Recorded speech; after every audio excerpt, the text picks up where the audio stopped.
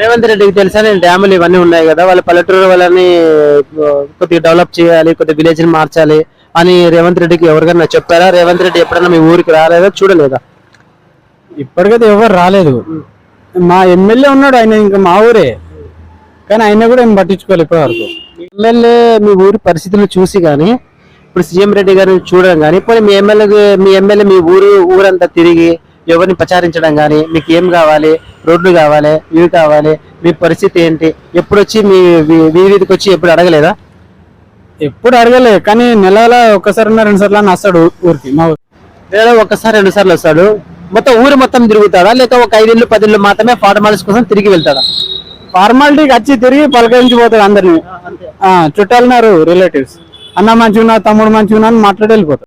అన్న మంచుకున్నా, బాగున్నా, మీ పరిస్థితి ఏంటి, బాగున్నారా, మీకు ఏం కావాలి, రోడ్లు కావాలి, నీళ్లు కావాలి, రోడ్లు సరి చేసామా అనే ఫార్మాలిటీస్ మాత్రం మాట్లాడా? మాట్లాడు. మా ఊర్లో రోడే 10 సంవత్సరాలు వేసిర్రు, చిన్న రోడ్డు, అది 1 వే,